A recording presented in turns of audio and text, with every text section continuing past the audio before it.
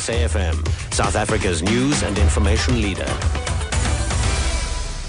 Thanks, Bongi. The Rand takes a dive and a Burmese investigation into mine protests.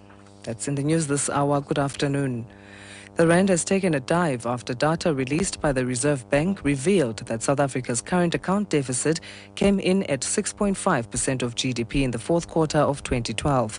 That's marginally better than the revised 6.8% in the third quarter, the biggest deficit recorded since 2008. The Rand weakened to R9.18 before recovering slightly. The Reserve Bank's Johan van der Heever.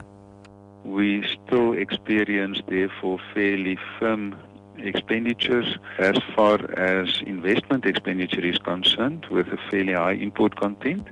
We also had continued fairly firm household consumption expenditure, which also helped to sustain the import stream.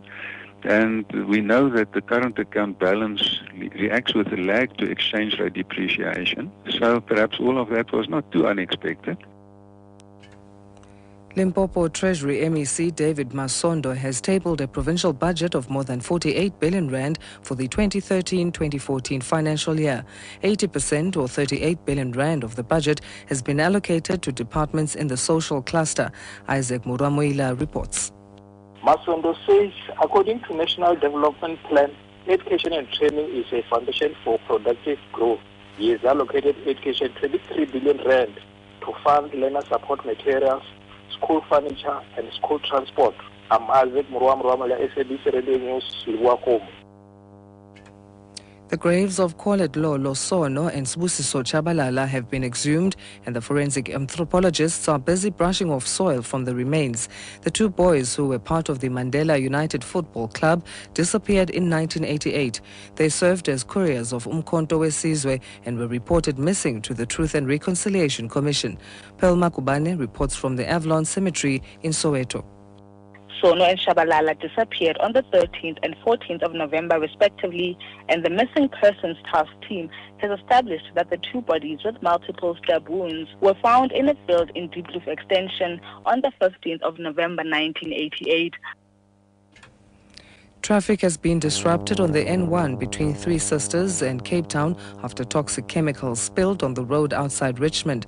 Disaster management head in the area, Freddy Novoizana, says a truck carrying toxic chemicals to Cape Town collided with a broken-down truck. He says that one of the drivers, who was overcome by the fumes, has been stabilized at the scene.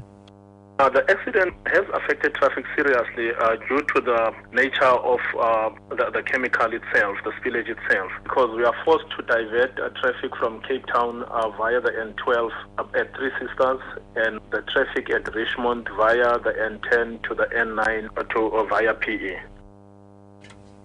Overseas, an investigation set up by the Burmese government has acknowledged that police did use smoke bombs containing phosphorus during a protest against a Chinese-backed mine.